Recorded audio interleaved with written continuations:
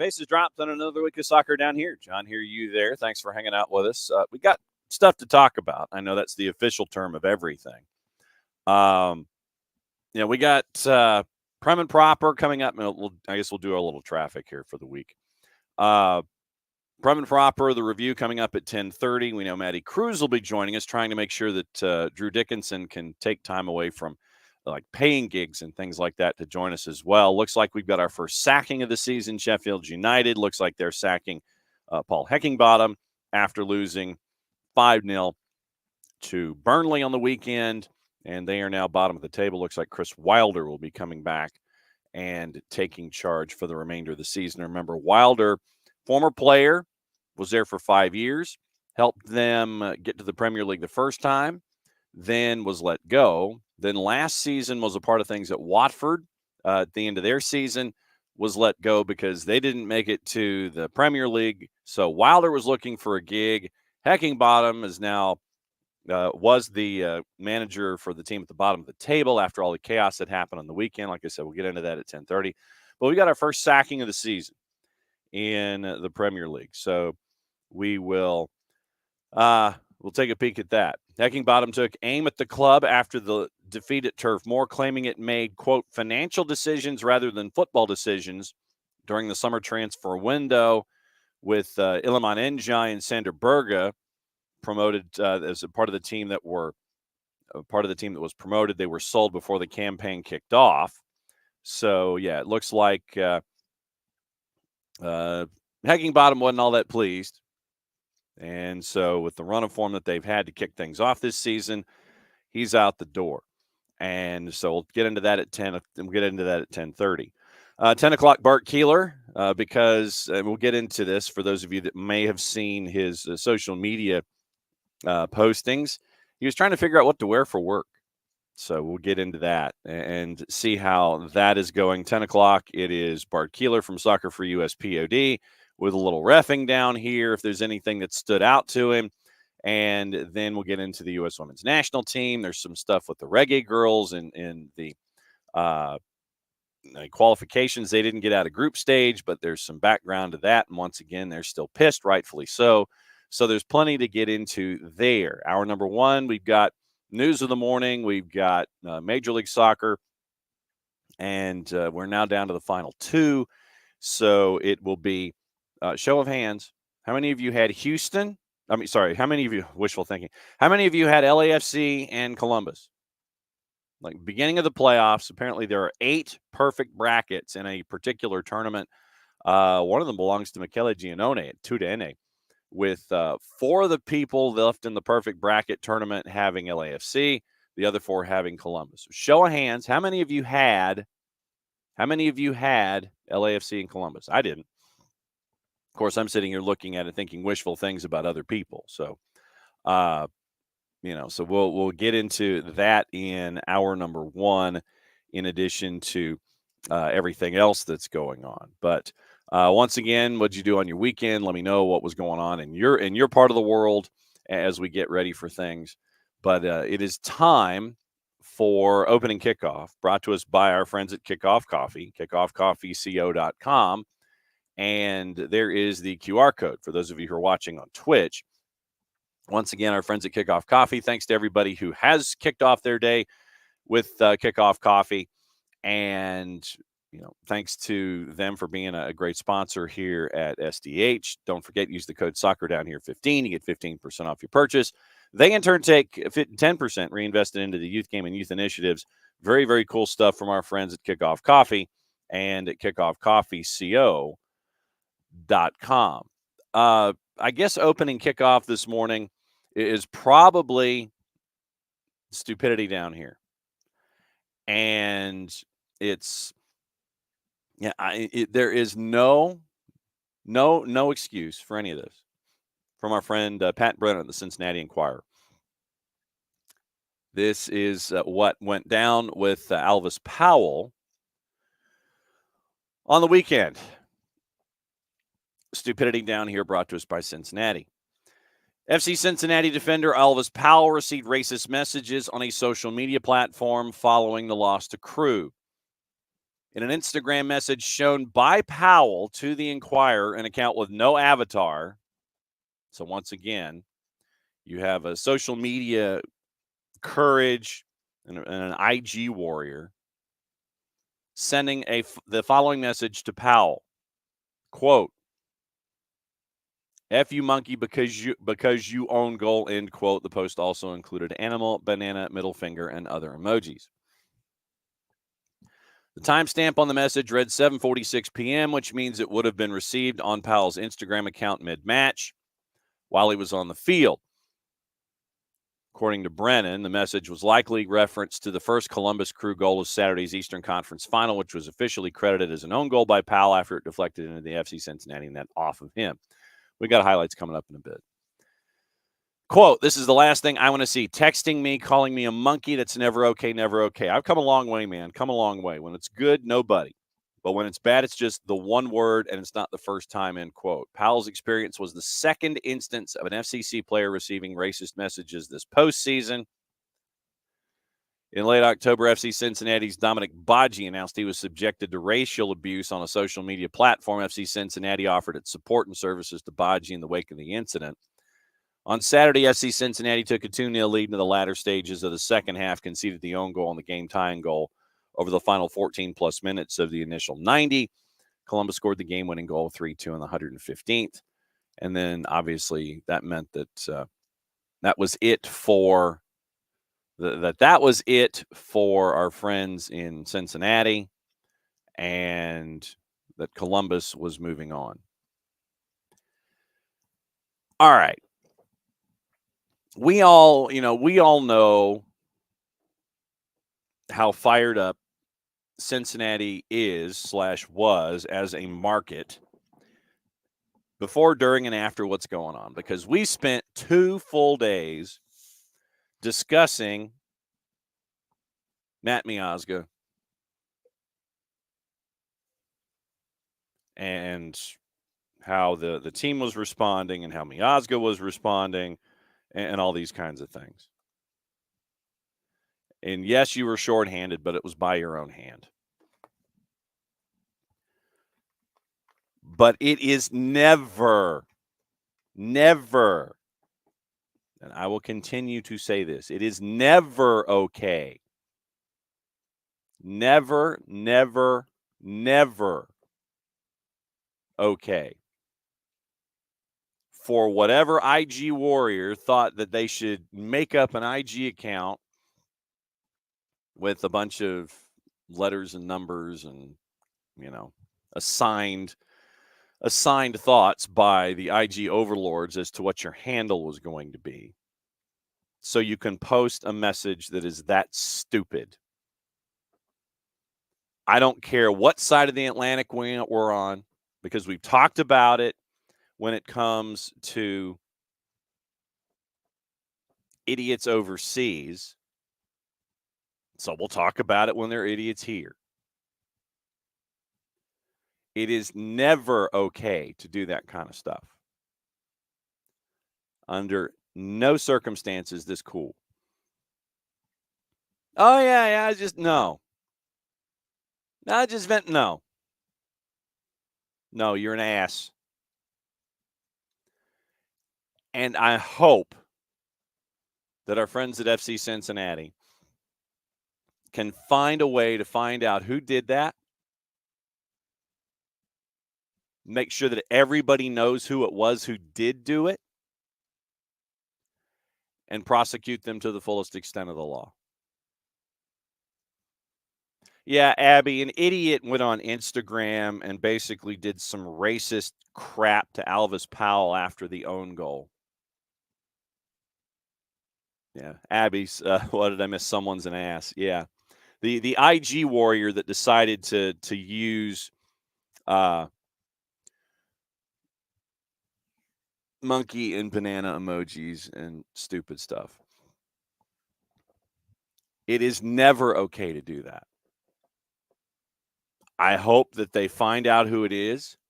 I hope we all find out who it is. I hope that this individual, once again, is made an example of. I don't care who you are. You don't do stuff like this. Fullest extent of the law, I want them prosecuted, and I want them identified. I want that person known to the soccer community on this side of the Atlantic. Like I said, we talk about this stuff a lot overseas. And I hope that players, officials, front office personnel, I don't care. If anybody gets called out in this kind of a stupid manner, don't be afraid to sit here and say, look what happened. Prosecute these individuals to the fullest extent of the law. I hope that this person, and Abby, you're spot on. Throw them in jail, loses season tickets for life if they are. If this person is in fact, morning, Alex. If this person is in fact a supporter of FC Cincinnati, and if they're a season ticket holder, then they need to be prosecuted to the fullest extent of the law. They need to have their season ticket privileges revoked. They should not be allowed to go into TQL Stadium or wherever Cincinnati's going to play, if they play at the Horseshoe for whatever. That individual has no business, being on the gram or the IG or the Insta or whatever the kids call it. Choice D, all the above. The person needs to be banned from social media, one. But, tracking that kind of stuff, you sit there, it's like, oh, you come up with a new name and a new email address. And, for us, the monitoring of individuals like this is the difficult part.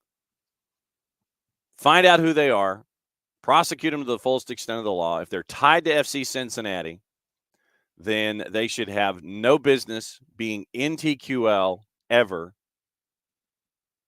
I would hope that there's a way to monitor that kind of stuff, short of having the piece of paper with the alleged picture of who this individual is. Because you can do the Liberty Mutual fake Taylor Lautner mustache bit, the Bobby Valentine fake mustache and glasses bit, and you can work your way into a game. I get it. 9 times out of 10, Calamara sauce, Kefsey. Good morning. Seeing stuff like this, it's disappointing, it's angering, and you want better for any sport. You want better for all sports. You want better for any sports. You want better for, social interaction, period. But once again, stupidity down here happens in Cincinnati. And just, and we all need to be more vigilant, be better in keeping an eye on these kinds of things. If we have folks, in our circle that they want to sit there and mouth off and say things that are completely and totally inappropriate, they need to be called out on it. We need to make this better. We all need to be better about this kind of stuff. Keep our ears and eyes open for this kind of thing. But I'm hoping FC Cincinnati gets to the bottom of it, because we all need to treat each other with respect. Full disclosure, and this is kind of where I might go off the rails a little bit this morning in opening kickoff. This past weekend, a very dear friend of mine had to basically spend the last couple of weeks preparing for a memorial service. And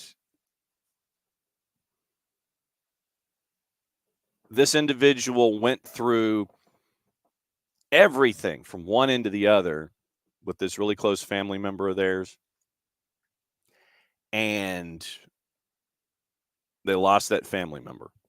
So the last couple of weeks, been very, very busy piecing together things, and the memorial service was yesterday. And the lesson that she reinforced with us when she spoke at her family memorial service It was a reminder, and it's a reminder, especially, I mean, 24/7, 365, it should always be a reminder, but especially this time of year, that when you have individuals around you, you need to basically continue to tell them how you feel. And like I said, this is going off on a tangent, and I apologize. Don't be afraid to let folks know how you feel in the most positive way possible. If you think somebody's hurting, let them know you love them. Let them know you love them more than you have in the past. Let them know that much more. And we all need to be more vigilant in the positives, in as much as we are in making sure that we can have as positive an environment as possible in and around us every single day. And so the bottom line is we need to be there for each other to make us all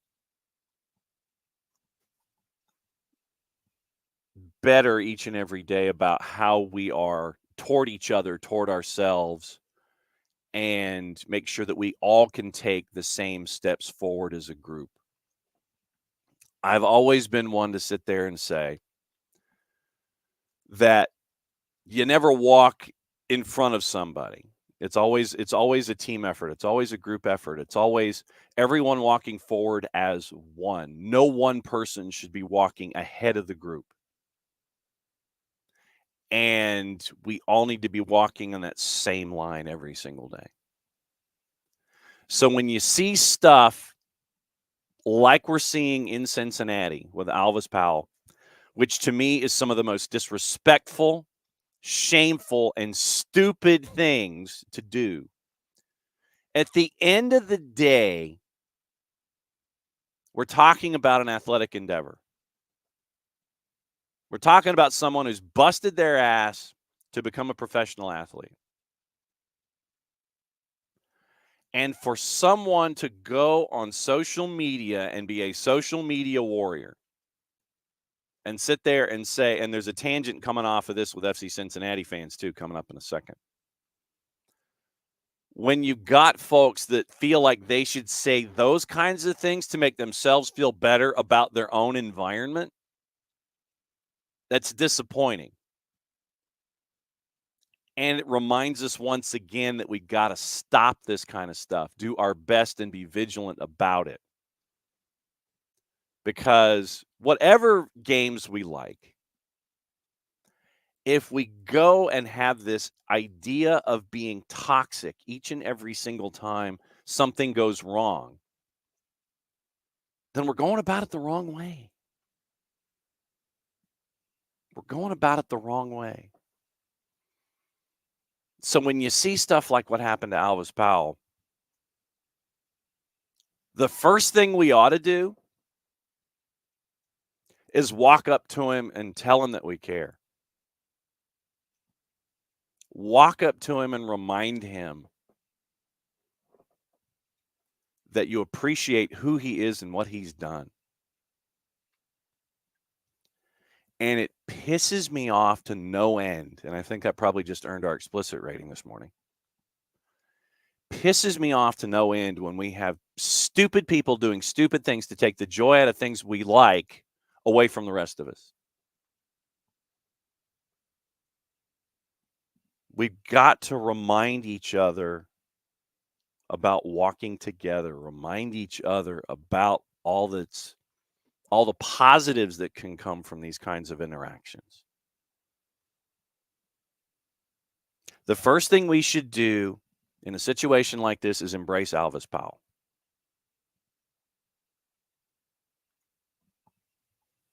I mean, hell, reach out to him on social media. Tell him that stuff, doesn't happen in our part of the world, or that we're going to try our best to make sure that it doesn't. We're going to fight that stuff.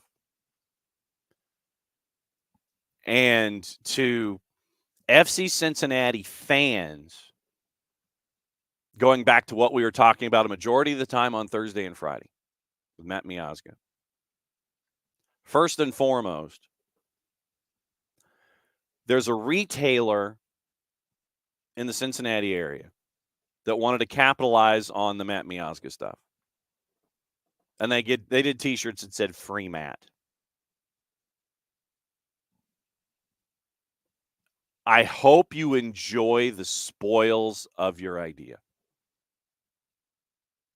And I hope you feel really good about yourself because of that idea. It's a place that I've frequented and I've bought stuff from.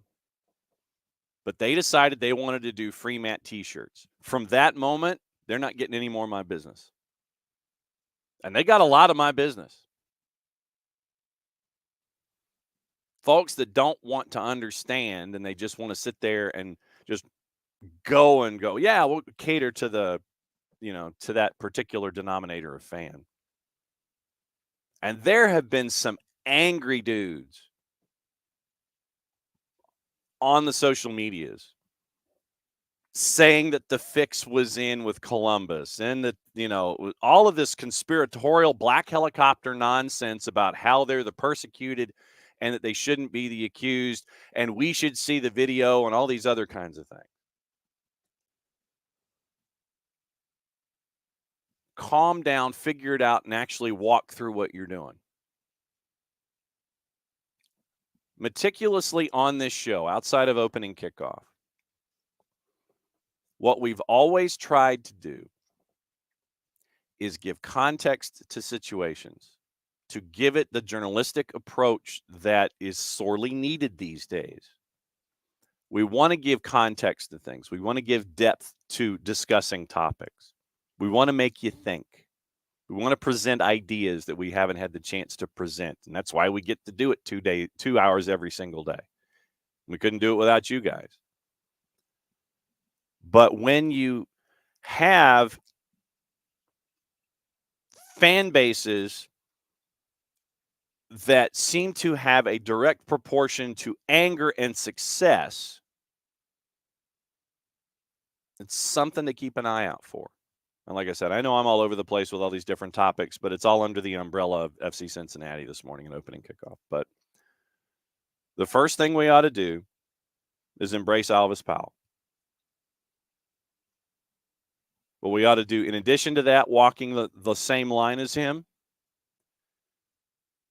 don't do the stupid stuff. I almost gave us the explicit rating again. Don't do the stupid stuff that folks feel like they need to do on social media to make themselves vent their anger and not understand larger pictures. Yes, when you're new to something, the proportion of anger in these situations when you feel like you're being aggrieved is probably direct. Amount of success, direct proportion to amount of anger when things go wrong. But that does not, under any circumstance, give anyone the right to do what they did to Alvis Powell.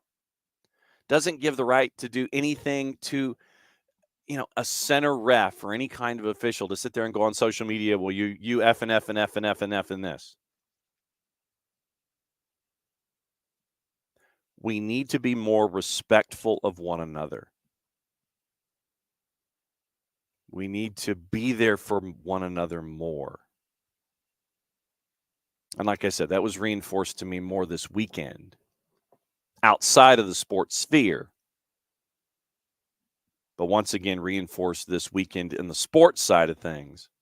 When you see stupid people doing stupid things in Cincinnati, whether it's ill-informed fandom, yelling about things that they don't want to understand the perspective on, or yelling fans that are inversely angry at an individual, and you feel like just because you've got a character and you don't even have an avatar and you've got 17 numbers after a 4-letter ID, you feel that gives you the right to say things when it doesn't. So everybody, just keep your head on a swivel, be there for others, and make sure that when stupid things happen, that stupid people are called out for it. Well, that was the first 25 minutes of the show. Opening kickoff brought to us by our friends at Kickoff Coffee. KickoffCoffeeCO.com. There's your QR code for those of you watching on Twitch. And don't forget to use the code SoccerDownHere15. You get 15% off of your purchase. They in turn take 10%, reinvested into the youth game, youth initiatives. Very, very cool stuff from our friends at Kickoff Coffee and KickoffCoffeeCO.com. Okay, Bart Keeler coming up top of the hour. And for Bart, it's going to be a variety of things. It's going to be reffing down here, U.S. Women's national team stuff, Reggae Girls. Olivia Moultrie made a debut. And it might even be a little Arsenal as we blend into Prem and Proper, the review at 10:30 for the last half hour of the show, 10:35 or so when Maddie Cruz comes in. I'm efforting Drew Dickinson so Drew can come in with a 3D on a Monday morning, which is what we all need. We all need 3Ds on Monday mornings. And we can vent our spleens appropriately about everything that's gone on this weekend. And I mean appropriately. And go back over the thoughts of the first 25 minutes. Yeah, Michael Valverde, Cincy, and Columbus was a great match. The Cincy wins with a full complement of defenders. That visit, the ref's locker came back to bite the team. Think, Matt, think. And Kefsey, yeah, I am kind of saying text respect to 69050. Kefsey says you're not wrong. Kefsey's also had a recent loss.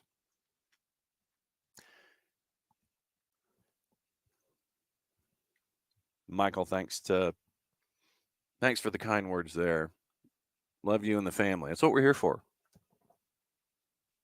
We're here to grow the game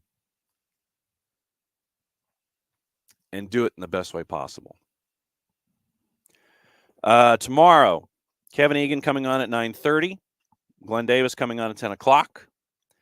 And we've got some 1v1s plotted.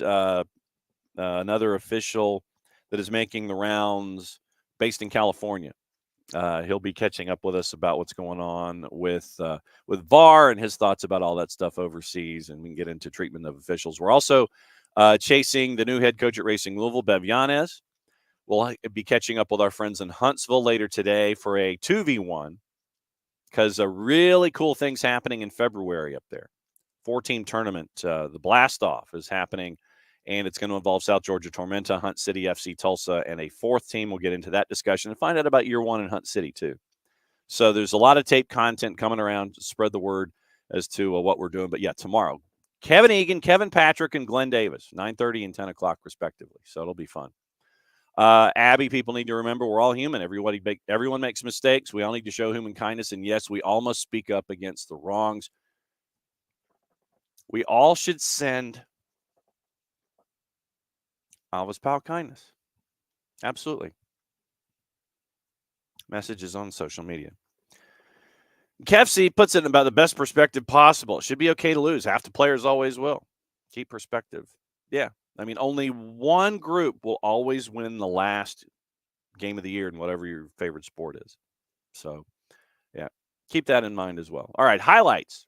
We'll go through the highlights and the numbers and everything when it comes to the games on the weekend. Hell is real. The conference final. Hell is real. The conference final. That was fun. I mean, I will readily admit that I did not anticipate that it was going to go.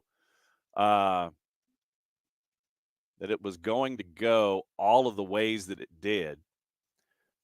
Did not anticipate that it would go forever. Did not anticipate that you would have a match that would get out to the start that it would and then completely turn on itself by the time that things were done.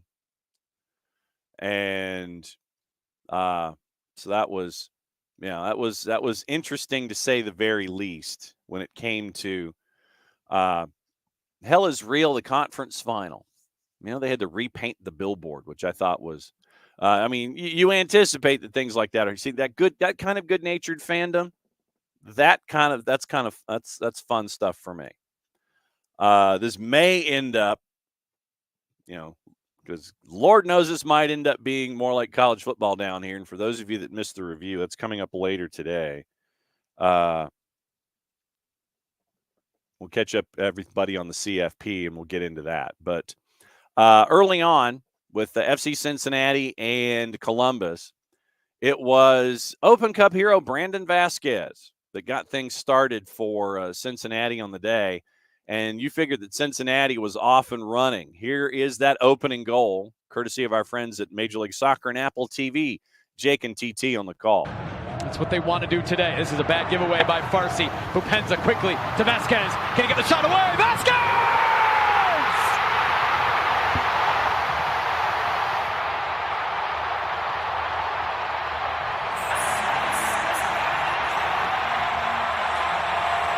It's the pairing of Bupenza and Vasquez, because this becomes an attacking throw-in for them. Actually, it's a turnover where then Bupenza finds the quick ball into Vasquez's feet.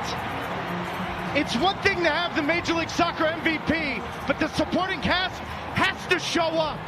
Bupenza with a great ball forward, and guess who showed up from 2022 into December of 2023? What he said. Yes, and Kefsey is 120% correct. Atlanta United legend, U.S. Open Cup hero Brandon Vasquez. I'm sorry I did not bestow the full title upon him.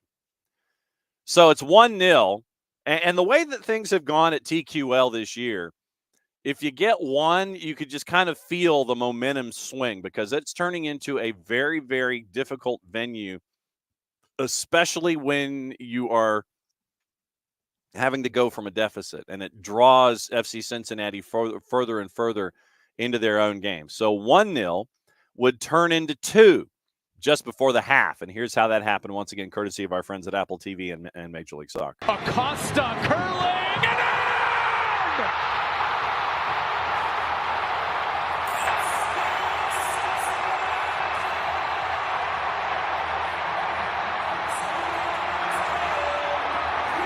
He's going to hit this direct, but no way. And they're caught a little flat-footed. This is inexcusable. The moment that ball touches, you've got to be rushing to get in front of Luciano Acosta. That half a second you wait, the clever bending ball in front of the rushing bodies in front of Patrick Schulte. So it was 2-0, and I cut that highlight off prematurely. So it's 2-0. And you're thinking, all right, this one could get completely and totally out of hand. Then the substitutes come in, and it was where, once again, we discussed the own goal. Christian Ramirez comes in and has an instant dividend, and it ends up being credited as an own goal to Alvis Powell, which created our opening kickoff this morning in the 75th minute. And so 9 minutes later, at 2-1, it turns into 2-2, and that's how this game turned on its head in the final 15-plus minutes. So 2-1 turns into 2-2. Christian Ramirez off the bench. To Wobodo, who's now going to sit in front of this back 7 of FC Cincinnati. Columbus throwing everything forward. Gressel, Ramirez. Oh, touching to Rossi. This is so good! What a goal!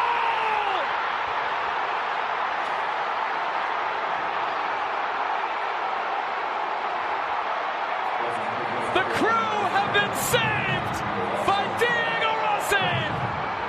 All level, 2-2. In the 4 games between Wilfred Nancy and Pat Noonan, there were 22 goals scored. In the 5th game, it's 2-2. It's the Eastern Conference Final. Numbers forward, but you got to be in the right spot at the right time. And Wilfred Nancy this year made a massive decision. Lucas Zelarayan, goodbye. Hello, Diego Rossi. And hello, it's 2-2. Hell is real. And off we go to the 90th minute. Not wrong. And so 90th minute. So FC Cincinnati has a 2-goal lead. They lose it in the final 15 minutes, which means you go play an extra 30. And it ended up in the 115th minute. Once again, Christian Ramirez with instant dividends in the 75th when he came in to create the own goal that made it 2-1. This one turned it all the way to Columbus in the 115th. Once again, Apple TV and Major League Soccer. Molino, back post, Cucho, and then Ramirez has done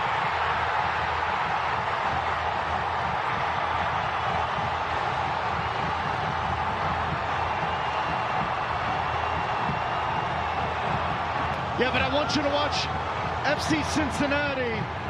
Angulo here is caught flat-footed. Kevin Molino's on top of the ball, top of the 18. And there's a run from Cucho Hernandez, the most dangerous player on the field for Columbus, and you let him run in, but to have the composure in this moment, to not be selfish. Take a bow, Cucho Hernandez, and take a bow, Wilfred Nancy. Down 2-0, no problem. In Cincinnati. And it ends up 3-2, and Columbus wins Hell is Real, coming down from 2-0, from 2-0 down to win it 3-2. And they advance. On that particular play, a couple different things here. Great ball to Cucho Hernandez at the back post. And then Cucho, unmarked. I mean, there was a ring of green space around him. And Christian Ramirez kind of coming in from the middle of, he's coming right down the middle at the 6, if I remember it correctly. Then Cucho just, instantly heads it back toward the far post, and Christian Ramirez is right there, slams it home to make it 3-2. Alvaro Barrial was cramping. He was cramping up late, and all he could do was watch. All he could do was watch. Fellow defenders, didn't have the presence of mind at the time, obviously, maybe getting caught up in all of the energy and all of the activity. Didn't have the presence of mind to try and sit there and go down themselves or send the ball out of play. But yeah, Alvaro Barrial, if you go back and watch, was cramping up. And all he could do was watch Cucho Hernandez do what he did to create the 5th goal of the match for Christian Ramirez. And Kefsi, you are absolutely right. Got to appreciate the Ramirez story. A lot of league minutes for bad managers before. Adrian Heath. Sorry, that was my own impression. So 3-2, and it was Columbus coming all the way back. And we had said here on the show that Columbus was dangerous. You didn't want to play Columbus in the opening round. Atlanta got them. Stuck with them at home and losing game 3 of the opening round. And so Columbus wins 3-2. And here's your numbers. For the winners on the day, Cucho had an 8.6. 8.6 for Cucho Hernandez. We'll get into his numbers in a sec. Diego Rossi, 7.7. Alexandre Matana, 7.4. 6s and 7s in the midfield. Mo Farsi had a 6.1. He had a bit of a long day. Nagbe and Yayaboa at a 6.7. Aiden Morris at a 7.0 before he was removed. Steven Moreira, a 6.5. Rudy Camacho, a 6.8. Malte Amundsen, a 6.8. Schulte, a 7.1. So Cucho Hernandez's numbers to punch an 8.6, courtesy of our friends at SofaScore. Played the full 120. Had the 1 assist, XG of 0.81, XA 0.83. 4 shots on target, 5 blocked, 5 of 7 on the dribble. 85 touches, passed at 78%. 5 key passes, 2 of 5 on his crosses, the 1 long ball connected. 3 big chances created. 6 of 15 on his ground duels. 2 for 3 in the air for Cucho Hernandez. Fouled once with a clearance and 1 dribble passed. So that's what Cucho Hernandez did to punch an 8.6 on the day. Christian Ramirez is 7.2, which I find somewhat low considering he scored and was responsible for the own goal. But yeah, that's odd. Let's see if we can find the team statistics here.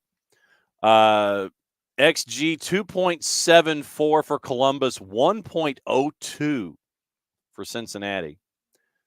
Possession, 2/3 basically for Morning Forecard. It was, 5/8. Yeah, 5/8 to 3/8, 63% to 37. Yep, Rick, you were going to get to that. Since considering it just happened on the Twitters. Let me get through the Eastern Conference and we'll go there. Total shots, 26 to 11. Shots on target, 8-6. 6 shots off target, 12 blocks to 2, 8 corners to 3, 4 offside for Cincinnati compared to 1. 25 fouls. 25 fouls to 14. 4 yellows, 22 free kicks for Columbus, 13 for Cincinnati. Big chances, 4-2 for Cincinnati.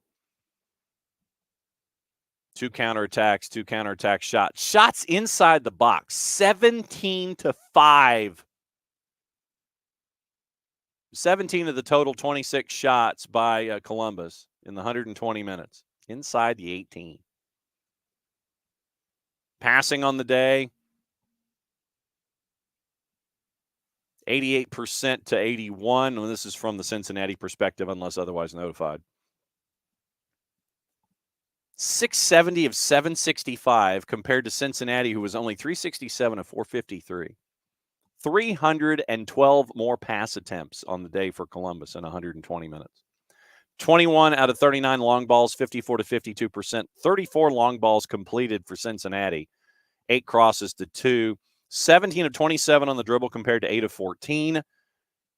Duels won is about 50-50, slightly more. 28 tackles to 17 for Cincinnati, 15 picks to 11, and 37 clearances. 37 clearances for Cincinnati. So, we'll keep those are your numbers there. Yes, it is a cryptic tweet, and so I guess what we'll do, because we got another couple of pieces of news here before we get to Bart, top of the hour, and we'll go through the Western Conference too, is we will go, where will we go? We will go here.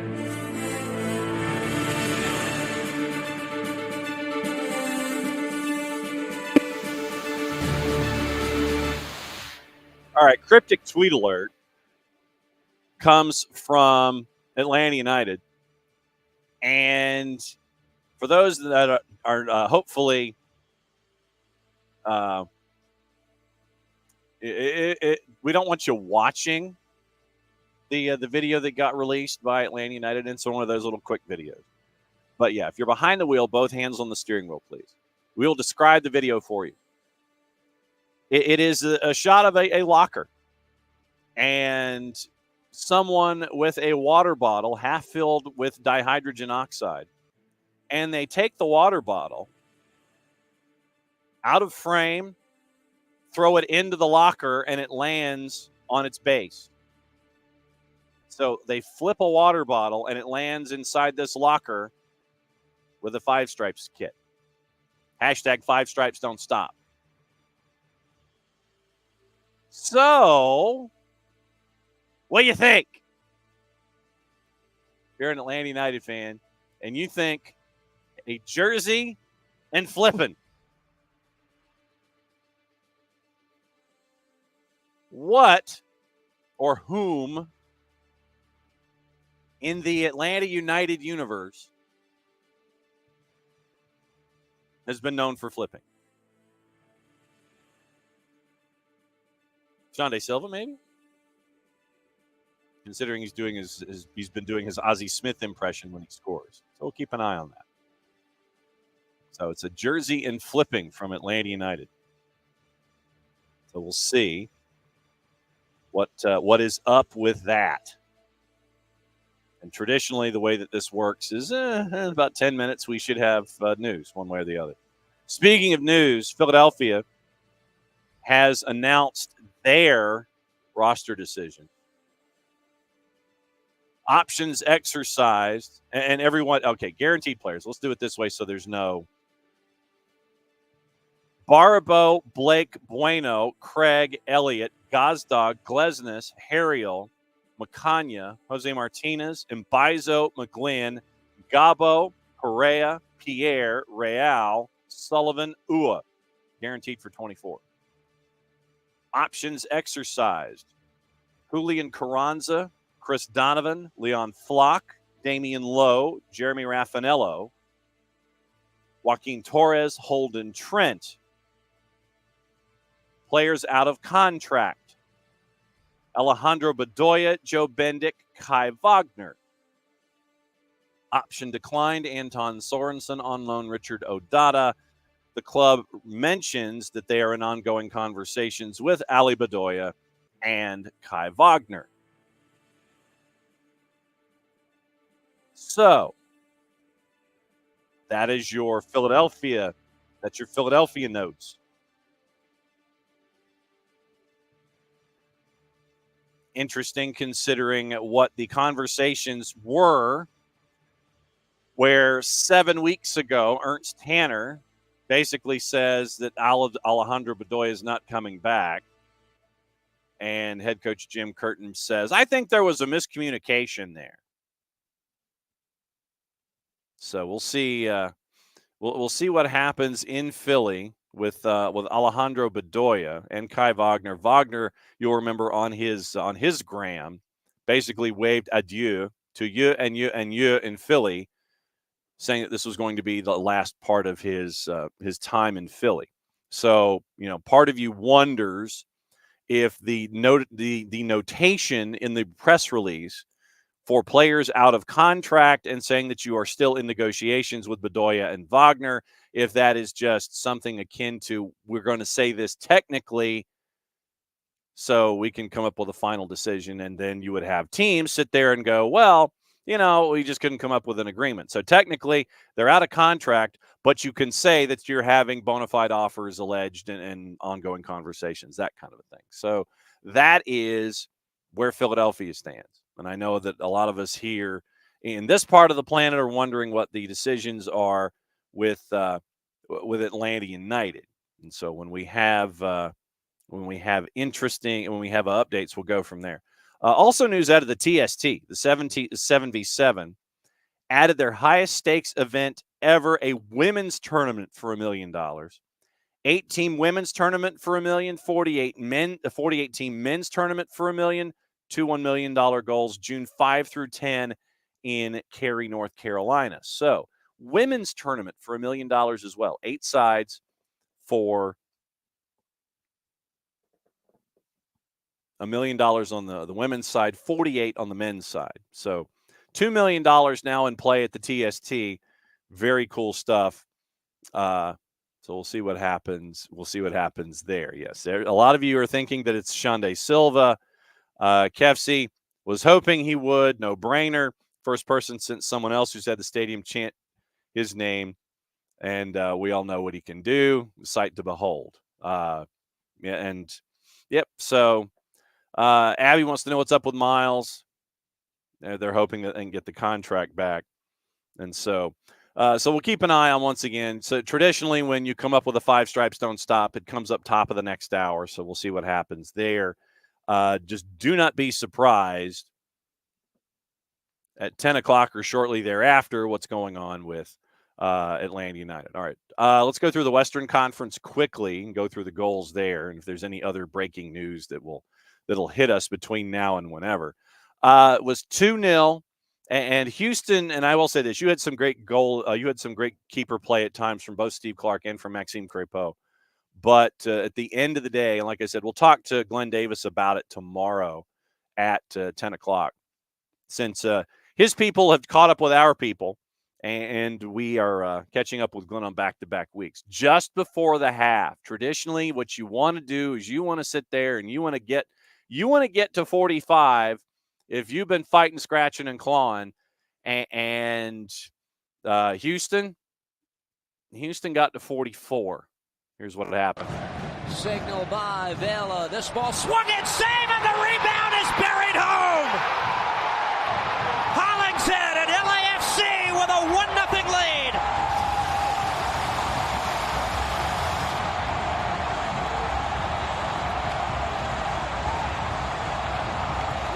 Of Hollingshead. First of all, it's a great ball in. Chiellini then goes for the initial header.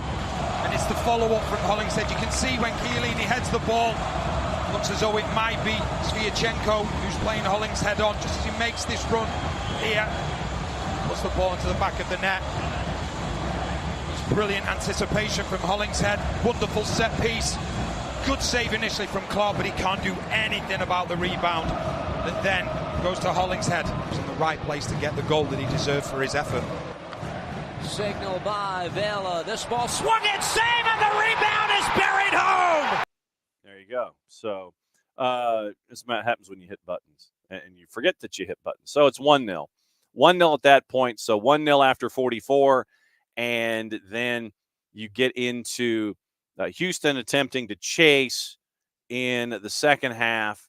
You end up with some substitutions. Ibrahim in, Teenage Hadibi in, Ulfarsson and Brad Smith in, and Bogish in for Vela after 77 minutes. So Ben Olsen was chasing at that point, and it ended up once again with 10 minutes to go with goal number 2 happening for LAFC. Bouanga has a step on Herrera, fires that ball across. It deflects out, and the corner is earned by Bouanga and LAFC. And then we just see what Bouanga is capable of. Goes past Herrera, but then it's good positioning. He'll be in Columbus next week. That's where we know the final will be. The Crew with a come-from-behind win. This is Vela once again firing. Stopped by Clark. Follow-up try, and Clark's got that as well on the rebound shot by Bouanga. By Dorsey, Houston player. It's a good strike, good save from Clark. But then Bogish again. Switch to the left. Waiting on this. Denny Bouanga. Facing goal. Backs up the Houston defense. This ball played across. Takes a deflection in. It's an own goal.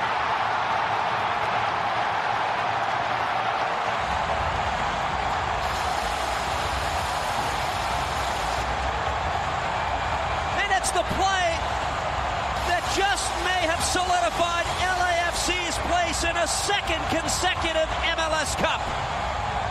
with the winner, and this, he may just have scored the own goal that takes LAFC to MLS Cup. But it's the first time really that we've seen Palacios get forward. He's put it into such a dangerous area, and it's a difficult situation for Escobar because he knows he has to come and win the ball, but he just gets it all wrong, and he puts it into the back of his net. You see the Houston players straight up to him to get his head up and get on with the game. There you go, 2-0, and that would be your final. Your stats on the day, and obviously if you're chasing, LAFC could really give two rat farts about possession. It was 70-30. Shots on the day, 18 to LAFC. LAFC being very, very clinical. Once again, creating turnovers, waiting for Houston to make a mistake, then in turn take advantage of it. 18 shots to 10, 6 on target. Blocked shots, 3 each. Total passes on the day, 239 total passes. That was not exciting soccer from LAFC. 70% accuracy on the passing. Total passes, 589. Corners, 10-3 for LAFC. Crosses, 9-7 for Houston. 52 of the 86 duels were won by Houston. So 5 out of 8. So it's like 63%. 1 tackles, 13-11, 6 saves, and 5 for Steve Clark and Maxime Crépeau, respectively. Clearances, 22-16 for LAFC. Fouls on the day, 15 fouls to 8. 15 fouls to 8, LAFC over Houston, and Houston had the 2 yellows on the day. So 2-0 your final, and LAFC advances to play Houston in the last of the year in Columbus. And so that is where we will be focusing our attention for the 9-hour pregame show that will have acts, I'm sure, that musical acts I'm sure we've never heard of, but if they had the Dandy Warhols, that'd be awesome. Kickoff scheduled for 4:10 at the Death Star, Apple TV, and on the free side, it's Fox and Fox Deportes.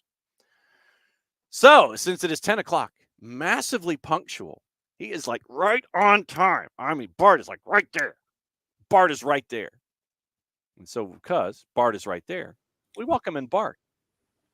I don't know if my mic is set up right, so sorry if the audio is not. No. Okay. No, it's all good. You're good. You're there. So there you go. Well, so where would you like? Oh, first off, I want to start. What outfit or outfits did you decide for the new gig, sir? For those that will follow media. Well, I'm working from home today, obviously. So, yes, but I mean, soccer jersey today.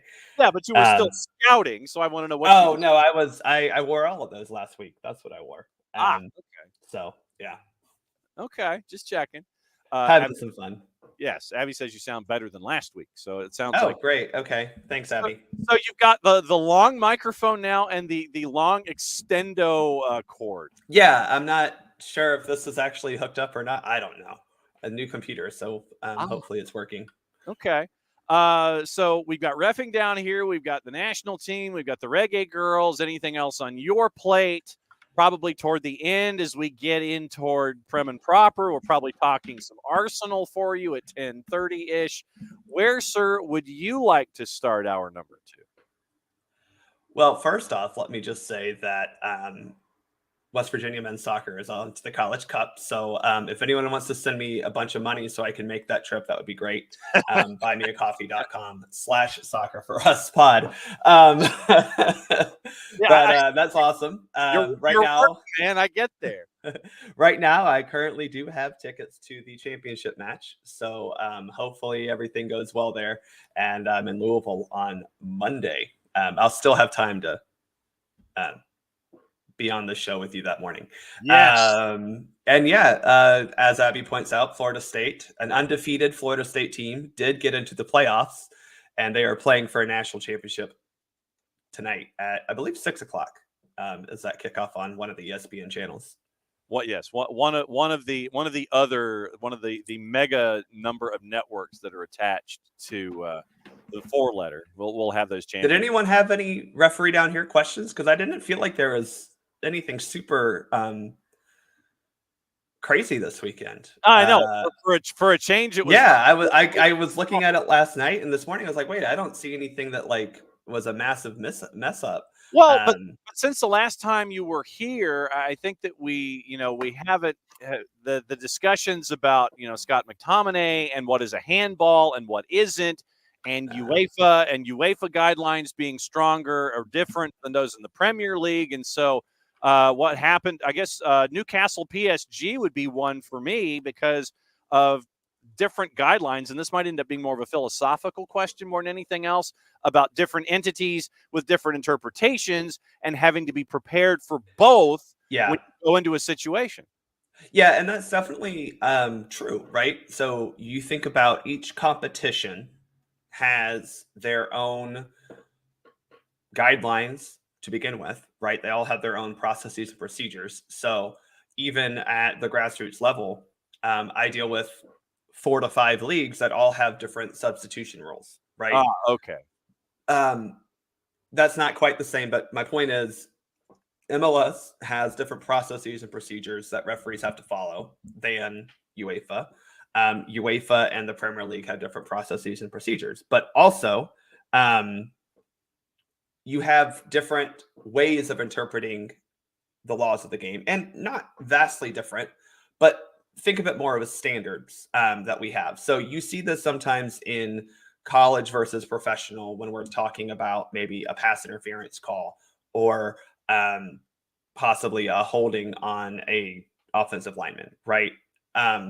You may have certain things that a referee crew or referees at this level are told, hey, we don't want to emphasize this, or we don't want to call things like this. So for the handball, you are looking at possibly different,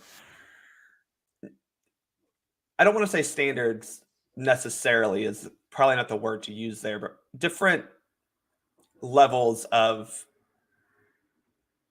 severity. Let's just put it that way. Okay. Especially when it comes to VAR, right? Where the Premier League loves to use VAR to re-referee everything, it seems. A lot of, sane soccer competitions don't want to use VAR as something that is re-refereeing a situation. So when we are looking at a handball specifically, a clear and obvious error is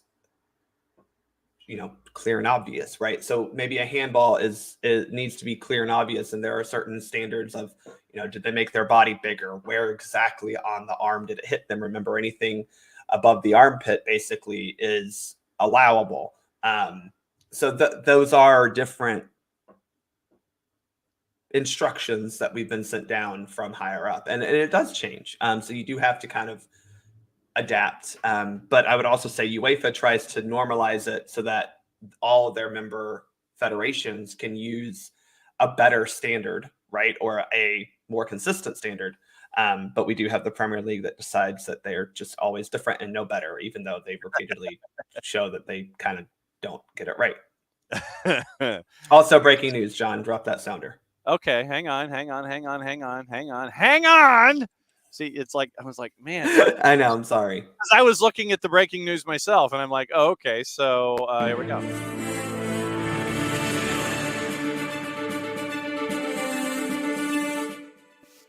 Cleared 10 o'clock. It is officially Shonda Silva. Option exercised for Atlanta United. So we have the return of Spider-Man. So Spidey senses were correct by all of us this morning. But the most important question in all of this, how long did it take the Atlanta United social media team to get the bottle to land properly? I know. How many takes did it take for that to actually land on its base? That's the biggest thing. So, not really a difficult one, but Shonda Silva's option picked up by Atlanta United. So we'll have a full preseason with Shonda Silva on the left-hand side. And, I think that, Shonda Silva came out of the blocks well, and then I think he started to press, especially as the urgency for Atlanta United continued there later in the year. But no, you got 7 and 16, Shonda Silva. Very, very cool that option was picked up. Was that the breaking news sounder, sir? That was breaking news sounder. Congratulations. Okay. Yeah. Hey, it's a Monday, man. I can pick up pretty much anything. Yeah, that's true. All right, so the McTominay one, I think a lot of folks were sitting there going, yes, no, and then the Tino Livramento handball for Newcastle inside the box, against PSG, and it's like, look, we talked about it late last week. It's like, look, you've got to be prepared for all these different kinds of situations. Yeah. And how difficult is it for you as an official to sit there? You mentioned how you have all these different locations with their different rules and guideposts. How difficult is it for you to keep everything straight? Oh, I'm lucky that most designers that I have that know that we're doing certain, especially when it comes to like ECNL to SCCL to DPL to NAL to NPL, like there's all these, leagues that have different rules, and they're usually good about giving some sort of like, hey, here on our dashboard of our assigning software, they'll usually post the rules. But it is confusing, and I've considered even making myself a little like cheat sheet for timing rules, for substitution rules, because there are similarities, but there's a lot of differences among all of them. So, for example, John, Georgia Youth Soccer, specifically to substitutions, we'll go with that, okay. Only allows substitutions. So, first off, FIFA and IFAB, right, and any major competition at the professional level, we're used to substitutions are able to be made at any stoppage of play. We know that, right? Yes. That's in the laws of the game. However, Georgia Soccer decided that no, people cheat.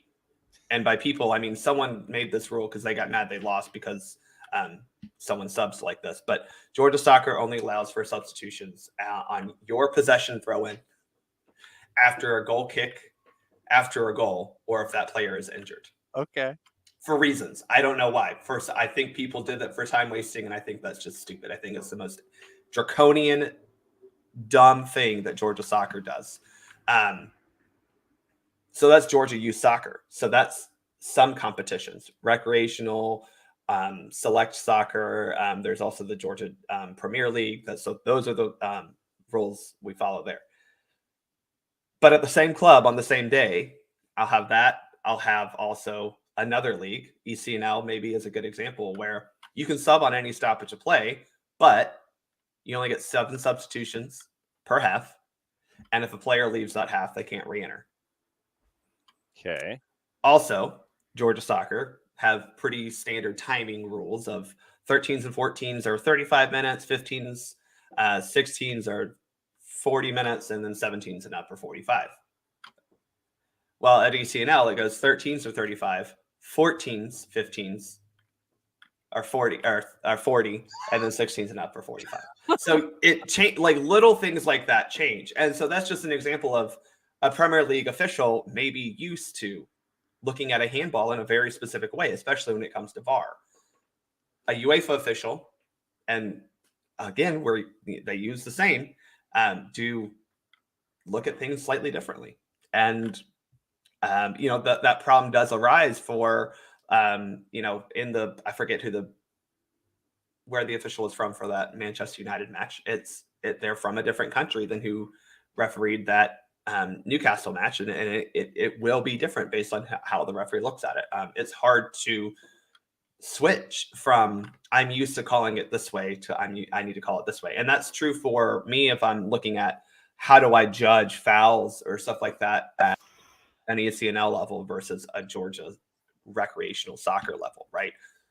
So, some parents don't like that I call certain things at one level, and it's like, well, that's what I'm used to calling at this high level because, we do want them to play a very clean and professional game. At the rec level, we're just happy they show up with shin guards. It is. All those rules make my head hurt, man. Yeah, they are confusing. They are complicated. All right, I got a couple of other things. I mean, I mentioned Alvis Powell this morning about more stupidity down here, and we'll get into abuse and stupidity in a second. When it comes to playing advantage, what goes through your mind when you are trying to process, okay, I'll blow the whistle immediately, I'll let advantage go? What are your parameters mentally when it comes to doing something like that? It's a follow-up reason that I'm asking. Well, if you ask a certain coach at a certain club I referee for, he'll say that I never give advantage because he yells at me every game for it. And I think he has a very different connotation and understanding of what advantage is than I do.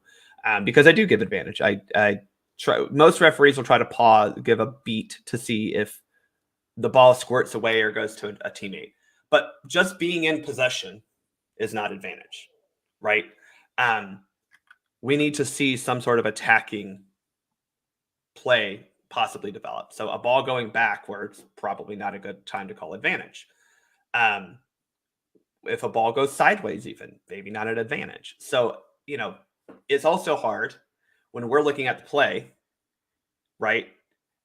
And there's a whole bunch of players in front of us doing all these off-ball movements. Well, I can't see that if I'm looking at, the right sideline and there's a foul on, say, the right back, right, as he's about to try to kick a ball to the left winger.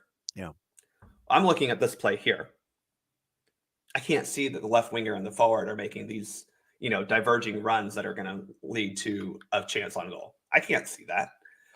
But I can look at the foul here and then I kind of try to turn my head. And if I don't see something happening immediately, well, why would I give advantage just to have other problems arise? So it is, something that all referees struggle with because I think our idea of advantage, and this is where playing the game comes in to help because, I have an idea of what advantage should be. But coaches seem to always disagree, but that's because they have a different view of the game, literally and philosophically. There's also times where we don't give advantage because of a serious foul that needs either some sort of discipline, right? Either booking or some sort of conversation. Possibly, it's not in a great position to actually give an advantage. So there's a lot of different factors you consider, but usually you try to wait a beat before you blow that whistle. However, sometimes, like I had a game this past weekend where I probably could have played on for an advantage, but there was a really harsh foul on a kid. And I was like, no, we're going to stop this right now. It was also not a great advantage. It was going to be like a ball going toward the corner flag. So not like true advantage, right? But a guy just got taken out on the sideline. His teammate kept the ball, but I was like, no, we're not doing this. We need to address the situation right here because if I don't, we're going to have problems. And that's the other thing where parents get really involved in this. And they, as I always say, parents are the worst thing that happened to youth sports. They all want the foul to be called immediately whenever there's the slightest bit of touch on someone. Mm-hmm. And as an AR, I usually caution parents and say, we have to have a second to get the whistle to our mouth. We can't just yell foul. we have to put that whistle to our mouth and blow. It's not like playing pickup hoops where you sit there, right? Foul, yeah, you fouled me. No. And parents they can yell foul as quickly as anyone. I think they anticipate yelling foul before the game even starts. They're just ready. Yeah. Whereas we have to see the foul, go, is that a foul? Is there an advantage? Okay, now I'll blow my whistle. Okay. The reason I ask, halftime, by the way, with Bart Keeler from Soccer for USPOD at Bartimus Prime 19 on the 280 character app. Reason that I bring up advantage is because this morning, and this probably could have been a part of Prem and Proper, but the FA has been urged to launch an immediate disciplinary investigation into Erling Haaland's tirade at Simon Hooper and subsequent outburst on social media. Hooper appeared to allow advantage, but then pulled play back for a foul when Haaland sent Jack Grealish forward in the 95th when the match was tied at 3. So I saw this pop up on my timeline too, and I don't remember watching this in person because Tottenham was playing and I was watching them and they were losing. And I was like, well, I'm not going to make Tottenham make me mad because I hate them as it is. So I stopped watching it, and lo and behold, they came back and got a point. So thank you, Tottenham. This was a weird situation. This goes back to that whole what is an advantage thing. So there was the referee, you could kind of saw a foul on Haaland in the very initial kind of buildup of the sequence, right?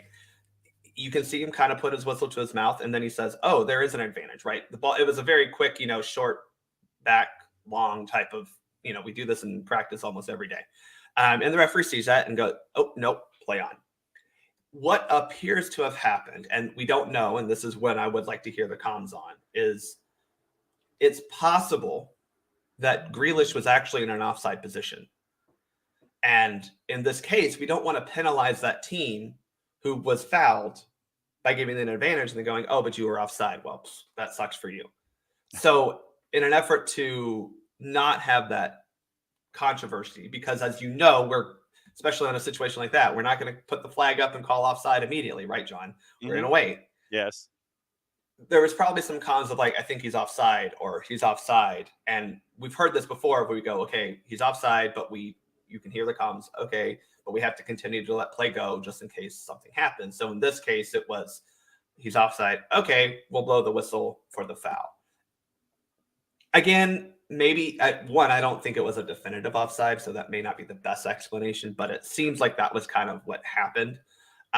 Because otherwise, it doesn't make sense to have called the foul there. But it's also possible that the referee just messed up, and that sucks, but that doesn't mean you get to have a full-on investigation because, when a player misses a shot, we don't go on and replay the whole match because they had a little mess up.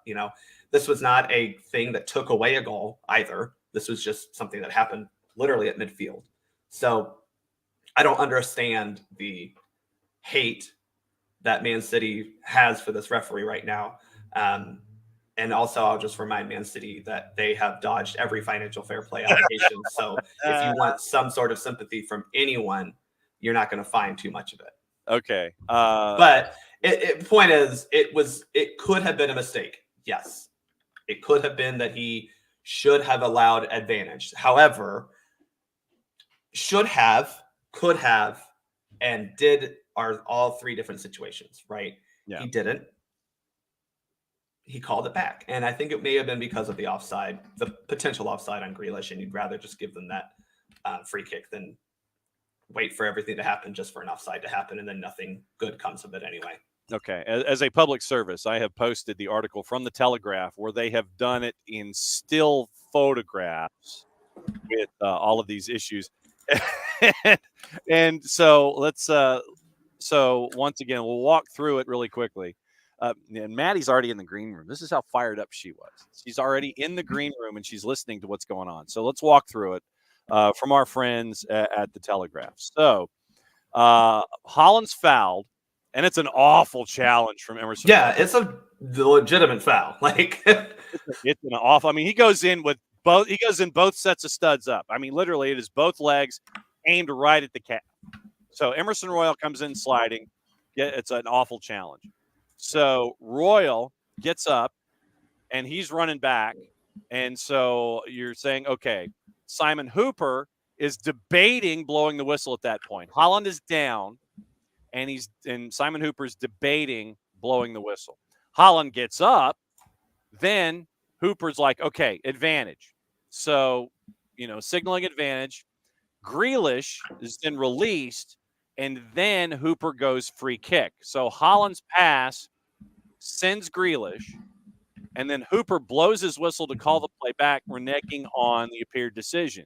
And then, Grealish is through on goal. You don't know if he's going to put it in the back of the net or not. But it looked like there was a fantastic pass, and Grealish was off and running behind everything. So after that, Grealish is through on goal. Asked if after the game if the Spurs got away with that one, Ange Postecoglou says, yeah, I guess so, mate, in his post. So then Holland then is basically going up to Simon Hooper and going, F off. And then on social media, and Holland is going after Spurs staff at this point. Lo Celso knocks into him as they're leaving the pitch. Holland is still going at it.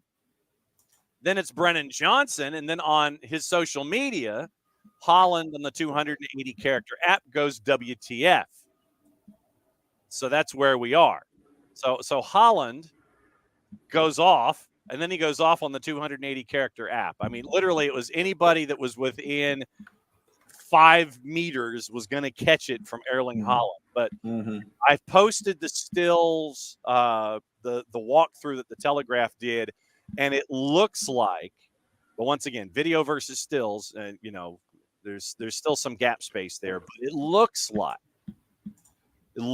like Spurs kind of got away with one. I kind of agree, right? I think it's okay to say the referees didn't get this one completely right. However, this does not take away a goal. And I like that's the thing that Holland and Man City they don't really have a defense. It's not like Hooper took away a goal from them. He took away a potential opportunity, right? Yes. That's all this was. There's no guarantee that Grealish, A, gets in on goal, B, scores a goal, or C, does anything productive with the ball that he's played. So I understand the frustration. I can only give you why I think maybe they did call the foul eventually. But at the end of the day, this did not result in the denial of a goal. It denied the possibility of a goal scoring opportunity. And again, this happens all within the center circle, basically. Yeah. So it's not a given that anything was going to come from this outside of possibly a ball going to Grealish. Matty Cruz, Prem and Proper, the review coming up in another couple of minutes here on SDH on a Monday. I did want to wrap up with you, sir, discussing the U.S.-China friendly. Yeah. In Fort Lauderdale in front of a packed house of just under 8,800. And it was 3-0, and Twyla Kilgore continuing to get her marching orders from Emma Hayes, and the substitute teacher continues to have things going well. Takeaways from a 3-0 win over China, other than nobody got hurt. Well, I think the biggest takeaway was the starting lineup, and specifically the formation. It wasn't necessarily always a 4-2-2-2, but it was a formation change and just a slight difference of what we were seeing. And again, I think this is something that US WNT fans were frustrated at Blackco for, is the insistence to continue to play a 4-1-2-3, right? With that deeper midfielder and dual attacking midfielders, and then 3 strikers up front. So that is the biggest takeaway, is already one game into the Emma Hayes era, we have an actual change in formation. Now, that said, Emma Hayes, if I could say the one criticism of her, is she isn't beholden to any sort of formation. Some people see that as a positive, and it can be. However, she tinkers and she changes a lot. And, that can possibly be a negative. It has gotten her into trouble in the past when it comes to big games where she changes something or doesn't change something. But I think overall that was a positive to just see that we tried something slightly different.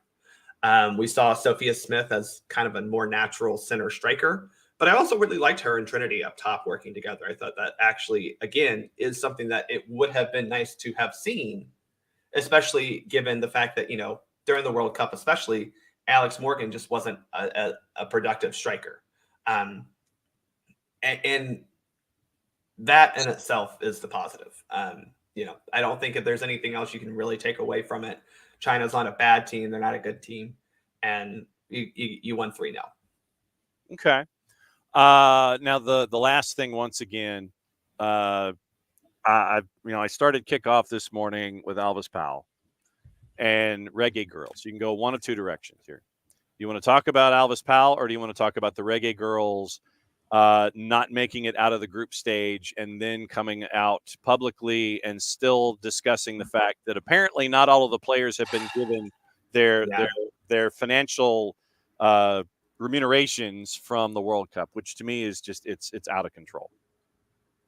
I don't really feel like we need to talk too much about that because you just said it. It's out of control and it's unfair to the Reggae Girls. I don't, I also find it quite funny that they let go of their manager and now they're not qualifying for W Gold Cup the way they should. Randy's freed. Yeah. Serves the Jamaican Federation, correct? Yes, absolutely. Absolutely. So let's talk about Elvis Powell. Sure. Specifically all of FC Cincinnati, and they've constructed a story, a narrative in their head that the referees hate them, which is quite funny. Yeah. Mm-hmm. Well, and I mentioned it in hour number one. To me, it seems like in Cincinnati, it has become in direct proportion. The amount of anger and finger pointing outward is to the immediate amount of success that they have had inward. So when things go right, they go very right. When things go wrong, oh my God, the sky is falling. Can you believe this? The whole world's against us, that kind of a thing. And then you have fans who do stupid-ish because they're that mad, because their star defender, who is, oh my God, and that's how I'll phrase it, the benefactor of T-shirts that have no business being sold, but that's just me. The cause and effect relationship of missing a player who's a hothead means that, okay, yeah, we can lash out and be stupid. And that's what I'm talking about, is these Cincinnati fans have constructed this narrative and it boils over. And I don't think that the own goal was particularly egregious. Does that make sense, John? I don't think it was a normal, oh crap, it hit him because of a good cross and things that happen in the box type of stuff. Yeah. It wasn't like he headed the ball in from a corner kick. I think who had one of those? Oh, Heung-min Son had that. It wasn't one of those where it's like, come on, man. It wasn't anything to that nature. So I think the problem is you had a fan base that was you had a fan base that was so enraged by something, so feeling like they were put out and put off by an event that a stupid event earlier. That rage boils over to their player that doesn't, for all intents and purposes, has been pretty good for them all season. Mm-hmm. And unfortunately, was the man who the ball happened to hit off of before it went into the goal. Yeah. But if you want to blame anyone, blame Cincinnati and their team, the rest of the team, for not being able to defend, or be thankful that Wilfred Nancy didn't start Julian Gressel, because you wouldn't be up 2-0 to begin with. So it's just this narrative they built in their head that somehow everything is going against them spills over and boils over to a player who didn't really do anything all that wrong. No. And that's really unfortunate because, again, this is a team that won the Supporters' Shield, right? They won the appetizer plate. Yeah. That means everything. And they still made the conference final. So it's not like they got bounced in the first round either. This is a good team who had a good season. Oh. It just sucks that they were the unfortunate, recipient of an own goal, and Elvis Powell, unfortunately, again, it just happened to come off of him. A lot of defenders have been in that situation and scored own goals. They don't get racist abuse. Yeah. So Stupidity down here, hour number 1, and wrapping up hour number 2. Cincy fans have shown themselves very poorly the past week and a half. Let's just put it that way. And I think it's shameful on many fronts how they've how they did not like y'all have been wooden spoon people for 3 years. Don't y'all forget yourselves. Like you have one good season, all of a sudden you think you deserve all this stuff. Stop. What's the latest with Soccer for US POD? Well, hopefully we'll record Wednesday. I think that's Wednesday night after the women's game, Wednesday or Thursday, one of those two. One of those. Give some thoughts, and we'll probably spend a little less time on the actual games like themselves and talk more like what we talked about today. What did we see from the Emma Hayes? Exactly. Not focusing on the game itself, but focusing on the big picture of what did we see from Emma Hayes? What do we expect now?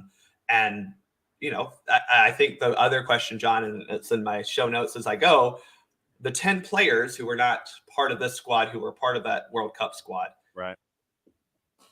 What do we think? Because there are some players on there that I'm not sure what the future holds for them. Some of them, I think that I'm pretty certain I know what the future holds for them because of their age and just where they are with their career. But some of them, we'll see. We will see. Yep. All right. So it's Bartimus Prime 19 at Soccer for US POD with a little bit of reffing down here.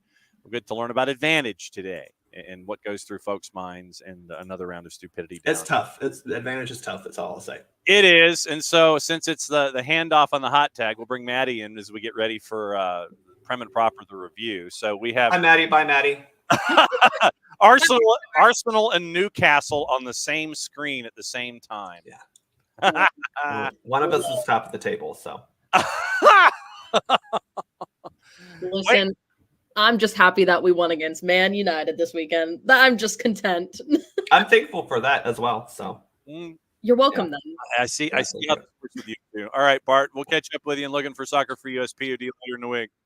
There goes Bart. Now it's Maddie. And so Maddie is here. And it's time to break things through with Prem and Proper, the review. And we'll go here for a little bit. And we'll go through all the news of the morning. And South Georgia Tormenta has some initial roster decisions. I feel like I need reverb or something when it comes to important words like that. But from 30,000 feet, Maddie, we've got our first sacking of the season, where this time last year, I think we'd already had 5. But looks like Paul Heckingbottom is out at Sheffield United. Chris Wilder is back in at Sheffield United because Watford let him go at the end of last season. So no real surprise. They've been hammered a lot this year. Heckingbottom came out and was, he was none too pleased about financial decisions and players being sent away and being sold and not getting equal in return. So Sheffield United, bottom of the table, first manager sacked this season. Yeah, I mean, I think it's warranted. Because watching the game against Burnley and so you were the one. I was. Oh wow! I'm sorry. Brave soul, I'll tell you that. Because I watched the game and Sheffield United, obviously they're coming in, they're at the bottom of the leaderboard, but even coming into this game, like just watching them throughout the game, they didn't seem to want it. It was very lackluster from their side. I really didn't see anything that was, like, we're going to fight. We're going to, not go to relegation. And they didn't do that. And I think indicative of the game, like as a whole, Oliver McBurney getting that red card right in the first half. Like, well, because here's my thing. You're fighting relegation. You make one mistake, elbow to the face, yellow card, got it. So why, like a couple minutes later, you decide to do the same thing to get a second yellow? Yeah. Doesn't make sense to me. And that was just one of the pinnacles of it. That was like when Burnley was up 2-0 already. I'm like, if they're up 2-0 and you're doing stuff like that, like that's not good. Yeah. And it's just I didn't see anything from there. And I hopefully this will help bring them out of whatever they're in. But they kind of dug themselves a hole and they have to get out of it. Yep. pounded 8-0 in a game that I think you would remember earlier this year. And so you get an 8-0 loss, you get a 5-0 loss. You're at the bottom of the table. Abby, good to see you as always. Women's soccer win tonight makes it better after a Yeah. So college football down here. That's over on the OSG Sports side of things, Abby. The review will be out later today. Don't forget to bookmark OSG Sports for the review and everything college football there as well with what happened in the CFP. As the Florida State alum here on the show, we discuss it in great detail. Yeah, I want to send my condolences. As a Georgia fan, I'm sending my condolences. I've accepted our fate. It's whatever. It's fine. Yeah. Well, but I mean, and for us, I get it. I mean, the bottom line is, and this is what I said on the show, and I'll try not to tease the whole thing, but what I said was, you think about it like you're programming a 3-episode television miniseries, and you want Ross and Rachel kissing after the rainstorm. You want Ross yelling, "We were on a break." We want Rachel not getting on the plane. You want those kinds of moments. You want Janice going, "Oh my God." You want those kinds of moments. You don't want really bad television. And the fear, and if I'm programming this like the committee, I'm like, I don't know if this is going to give me, Joan Collins and Linda Evans, having a cat fight in a fountain. It's not like Who Shot JR. It's like, it's something in the, season 8 of, pick a series here that should have been canceled 2 years previous, something like that. But you're going to get Michigan and Alabama, and the reaction from everybody in the Michigan room that they were watching when they found out that they played Alabama was just like, That was the highlight of my week. I just want to say it was the highlight of my week. I thought it was hilarious. Captain Khaki is getting Alabama, and they're in trouble. And then you've got Washington and Texas on the other side. See, that's quality television.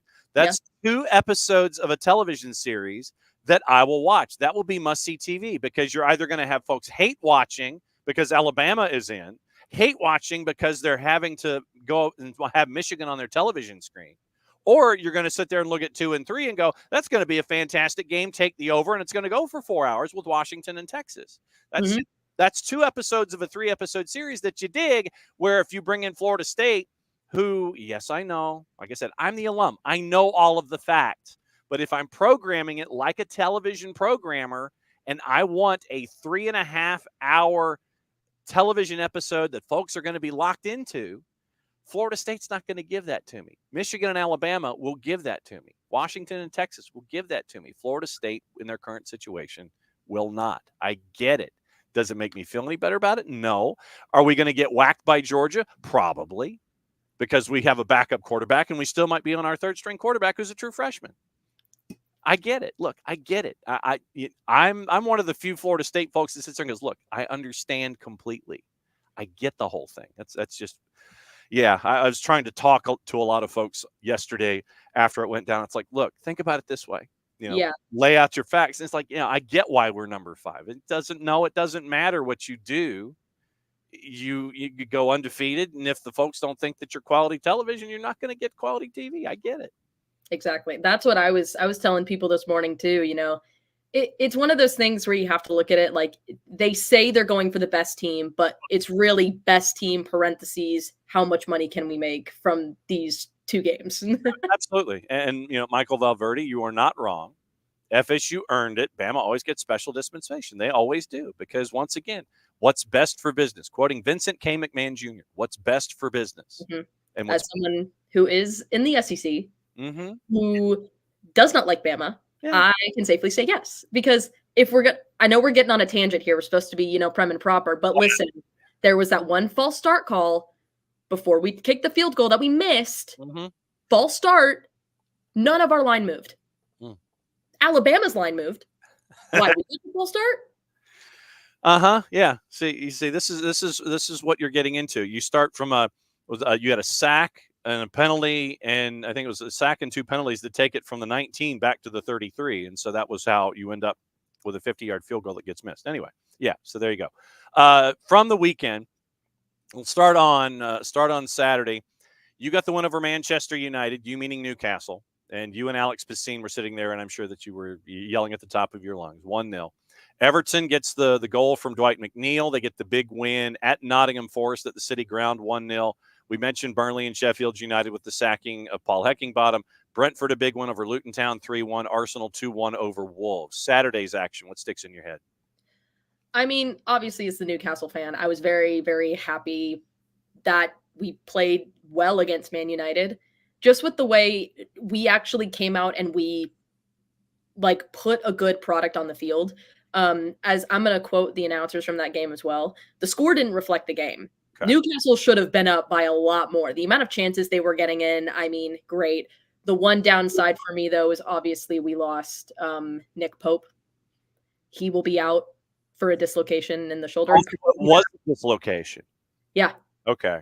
Because that was initially everybody was sitting there and thinking that it was with the hip when he landed, but then all of a sudden you have to immobilize his left arm, and so it was a dislocation on the stretch. Okay. Yeah, I read it. It was on I have an app if you all, this is like a shameless plug, but is a Foot Mob. Yeah. That's where I have a lot of my stuff on there. It says on there that it's a dislocated shoulder and that he will be out until January of 2024. Okay, so it's at least 6 weeks. Okay. So that's not good for us. But I mean, I liked Lewis Smiley playing in the midfield. I think he was really good. He's only 17. And I mean, I thought he played great. I thought he really did a good job in that midfield, creating those chances with the other players. But I'm trying to look through. I have my notes out. You know, I have my notes out. I don't know. I am looking at the other ones here too. I mean, Burnley and Sheffield United was one that I was like at the edge of my seat for a lot of. That was a really fun game. And then obviously Nottingham and Everton. Everton, this is what they needed. They needed a win. Yep. I think we said it in Prem and Proper before. Everton needed a win, and they got it. Yep. They got a win. It was very much a back and forth game. It could have gone either way, but Everton was the one who ultimately got the goal. And so it's about how they capitalize. And it was great. I like that game a lot too. 24 goals on Sunday, by the way. 24. 5 matches, 24 goals. The 3-3 craziness with Manchester City and Spurs, and really Manchester City could have scored at least 2 or 3 more. 1-1 West Ham, Crystal Palace. Liverpool down 3-2, comes back to score 2 goals in 2 minutes to win 4-3 at Anfield. Chelsea and Brighton had their batch of crazy at 3-2. And then Ollie Watkins scores late. Bournemouth had been winning most of the time at the Vitality. Ollie Watkins scores late. 2-2 draw. Bournemouth gets a point to continue to creep up the table, but 24 goals on Sunday, 5 matches. I have to say, as much as, I watch Saturday, I'm a Newcastle fan all the day. Sunday was probably some of the best Premier League soccer I've watched ever. I have no words. It was so fun. And a lot of people will talk about the Spurs and Man City. Personally, my favorite game was Liverpool and Fulham. Ooh. Loved that game. The amount of strikes that Liverpool had, I was astounded. I was like, how do you shoot from there? Because you do. Because you do. And he just did it. Yeah. One of the announcers was like, oh, I don't think he's going to shoot from there. And then he did it. And I was like, I was shocked too. I know it was a fun day of soccer on what was yesterday? Sunday. That's the word I'm looking for. And because this is a double match week, it's going to be literally Tuesday, Wednesday, Thursday, Saturday, Sunday again. So set your fantasy teams appropriately. Standings after the weekend.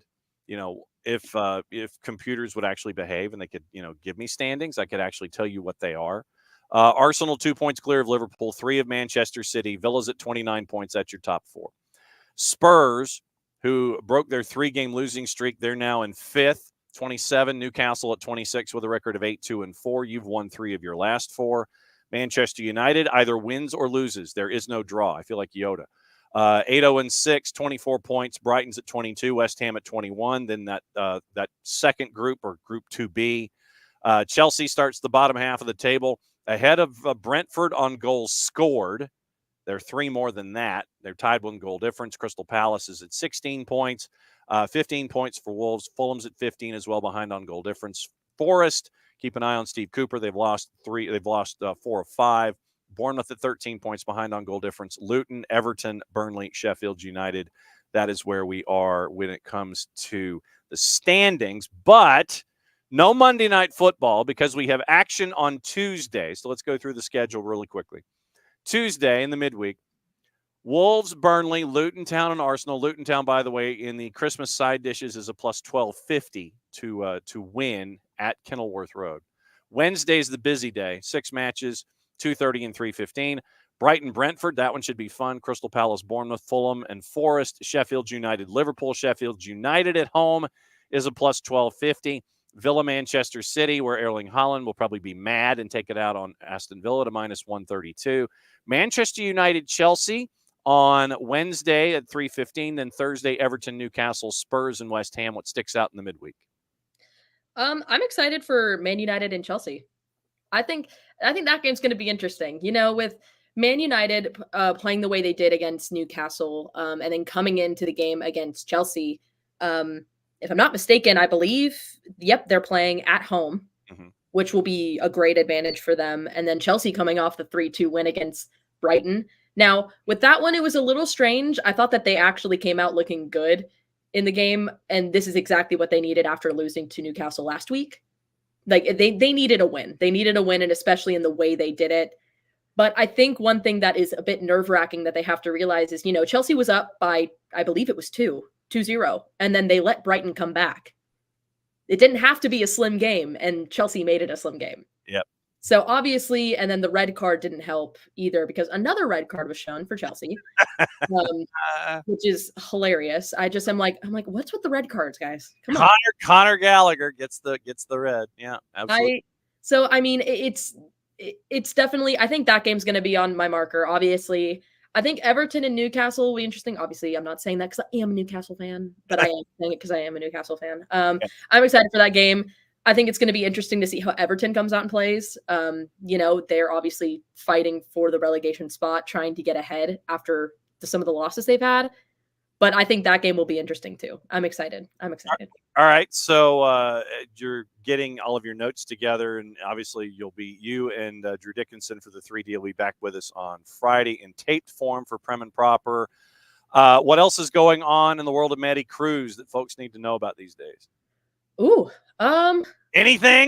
I mean, I just had my last college class ever today, so that was interesting. Okay. Last college class ever. Now, wait a second here. Okay, so last college class ever. Yeah. Okay, so how do you feel? I feel pretty good. It's a little bittersweet, but it's also like not because it's a weird situation because in the spring, like I'm still going to be doing stuff with KSU on the athletic side. And I'll also be doing stuff here with soccer down here. So like I'll still be up at KSU a lot. So it's like it's not really like I'm leaving, but it's also weird because some of the professors that I've like loved for years, I won't see them as much. So it's a bittersweet feeling. I'm excited to be like, okay, you know what? Like this part is over. Now I'm like actually getting into things and I'm working. I don't know. It's a weird situation. It's weird. I don't know. Me and my friend had a call last night and I like reminisced because I took a sports broadcasting class like my sophomore year with her. And that's when I met her. And I was like, oh my gosh, I had to write a reflection paper. And I thought about it. And we both were like, don't make me cry right now. And we had a little heart-to-heart moment last night. So that was a lot of fun. But, it's fun. I'm excited to graduate, though. I'm excited to be out. Yep, and we're excited to have you here hanging out with us to discuss things and anything on your mind as we continue to go. But yes, that's Maddie Cruz, and on the 280 character app, you are at Madison Cruz 7, as it says for those who are watching on the video version, but on the audio version, they need to know at Madison Cruz and the number 7. So, Maddie, is always great to have you on at 10:30 on Mondays, so we can discuss Prem and Proper the review. She'll be back on Friday in taped form with Drew Dickinson to go through Prem and Proper, to go through what happened in the midweek and get you ready for the weekend on a double match week, 3 matches in 7 days in the Premier League. Maddie, is always great to have you hanging out with us here at SDH. Thanks for being a part of stuff, and we will catch up with you on tape on Friday. Absolutely. I'm excited. What she said. See, hands in the air like she does, in fact, care. So there goes Maddie. So, Maddie, we'll see you later. And there goes Maddie. And so now, with the final 15 minutes, we go through all the other news that's fit to print. and we'll go through all of the gossip, rumor, and innuendo, what to watch, where to watch it, who to watch it with, all of that kind of stuff. So since we are here with what to watch and where to watch it, let's see how busy a day it is, considering we mentioned that the Premier League's taking Monday Night Football off because they've got Tuesday, Wednesday, Thursday. Turkish Super League Fenerbahce and Sivasspor is on at noon on BN. If you do not have BN, public service announcement, don't forget to join our friends at Fanatis, fntz.co/soccer down here. Helps out the network here, helps out Fanatis. If you don't have BN, if you don't have CDO, if you don't have For the Fans, if you don't have TIC, if you don't have Gold TV, then you can pick up those channels by signing up for Fanatis. Jason got me hooked. I blame him. Women's College Cup final, as Abby and everybody else mentions, Florida State and Stanford's at 6 o'clock. It's on the U, on the four-letter family of networks. You have, once again, in Espanol, the simulcast for Fenerbahce and Sivasspor. ESPN Deportes has La Liga at 3 o'clock. Gold TV, once again on Fanatis, has Portuguese Primera at 3:15 with Sporting, and Uruguayan Primera at 6:30 with Nacional and Defensor Sporting. FA Cup, AFC Wimbledon, my boys, the Dons, they're playing against Ramsgate at 2:30. And once again, La Liga, Celta de Vigo and Cadiz is on at 3. We'll go over what happened in the FA Cup in just a little bit. Not good news for Jessica Charman and her Reading friends. Paramount Plus, the Asian Champions League continues with 4 matches at 11 o'clock on Paramount Plus, plus 1 match at 1 o'clock with Al Ittihad and Sepahan. CONCACAF W Gold Cup qualifying. Aruba Belize is at 2. Matches at 4, 6, and 7. Serie A on Paramount Plus at 2:45. Torino and Atalanta. So gossip, rumor, and innuendo, things left unsaid, and who might be going where, who won't be going anywhere, or who really wants to go someplace. Juve forward Matthias Sula, currently on loan at Frosinone, is attracting interest from the Premier League, with Newcastle leading the case for the 20-year-old Argentine. Manchester United could sell Jadon Sancho and Donny van de Beek to Juve for just £26 million. That's from the 3-letter paper. Take the information at your own peril. Sir Jim Ratcliffe, who's yet to complete a deal to take over Manchester United, is already in discussions about the future of the club's on-loan English forward Mason Greenwood. Everton players could seek compensation from the club for loss of earnings if they're relegated, following the 10-point penalty for financial rule breaches. Once again, that's from the 3-letter paper. Take the information at your own peril. And remember that also as a part of this, you have the 3 teams that were relegated that were impacted by Everton staying up and ended up in the championship. They could be pursuing, and they are no update on it yet, but it appears that they're going to be pursuing some kind of financial payback. 9 figures each is what we hear, £100 million from each club. And so if that happens, Everton could be hit again with another points penalty because of that particular legal action. So we'll keep an eye on that. France center back Jean-Claire Todibo remains a candidate for a winter move from Nice to Manchester United. Atletico Madrid president Enrique Cerezo says that Joao Felix will return to the club if Barcelona choose not to make his loan stay at the new camp permanent. That's from our friends at Goal. Manchester United midfielder Kobe Mainu will double his wages should he become a regular in the first team. That's from the Star. Currently, he makes £10,000. It could double to 20.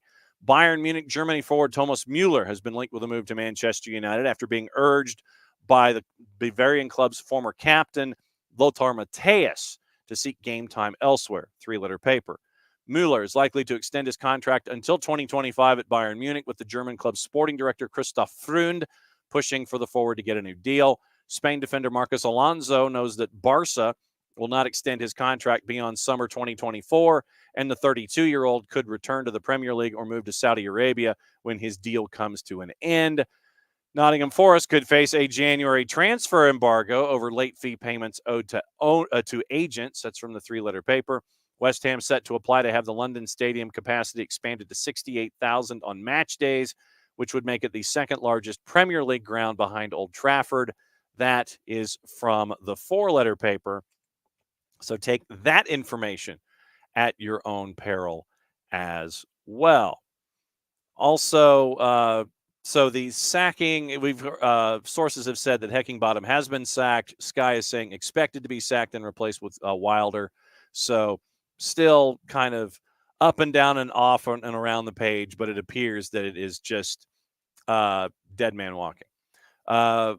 We mentioned Erling Haaland facing an FA charge, possibly after blasting Simon Hooper. We talked about that in reffing down here.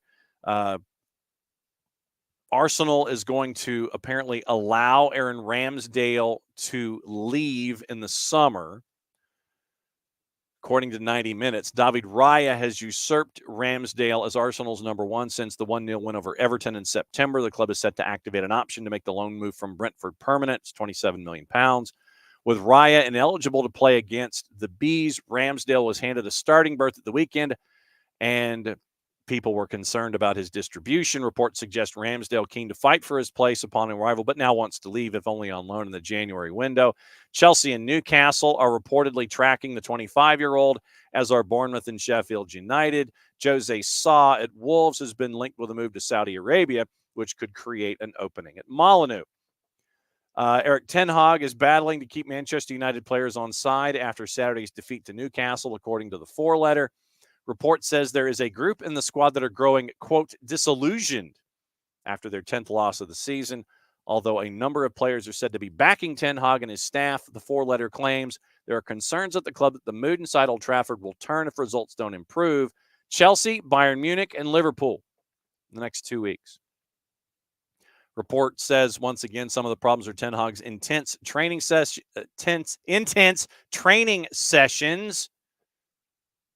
If I could get my upper plate to work on a Monday, since preseason, and cavalier tactics, which have left the team open. ESPN also claims the source Ten Hag has tried to cool the atmosphere in the group by backing players after poor performances.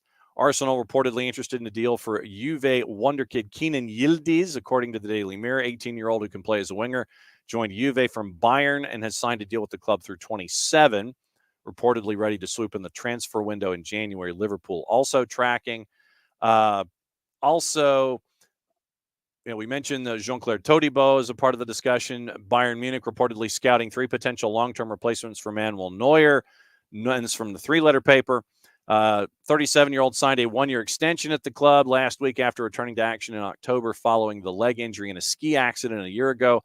Mikey Magnon, who Nick knows very well at AC Milan, Swiss international Gregor Kobel, and on loan Alexander Nubel are being considered. Nubel's currently on loan at Stuttgart, and from Bayern is impressed in recent performances. Barca sporting director Deco has confirmed Vitor Roque will join the Spanish club in the January window, according to The Athletic. The 18-year-old forward set to join Barca at the start of 24-25 following the £26 million deal last summer. But that move now has been brought forward. Roque had 12 goals, 3 assists in 24 matches for Atletico Paranaense in Brazil's Serie A this season. So keep an eye on all of that activity that is in the pipeline. So we'll see what happens when it comes to all of these individuals. Requested, required, possible, probable reading for you. Once again, The Guardian says Heckingbottom is set for the sack, while others are saying, yes, he has been sacked.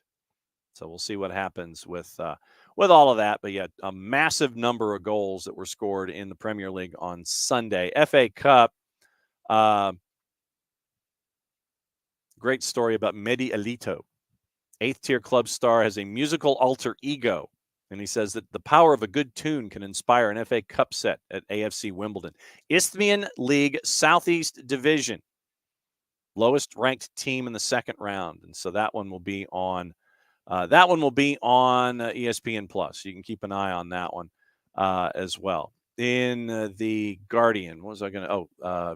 Just looked at the Guardian. I mean the Telegraph, considering that I'm all over the place this morning when it comes to all the stuff that's out there. So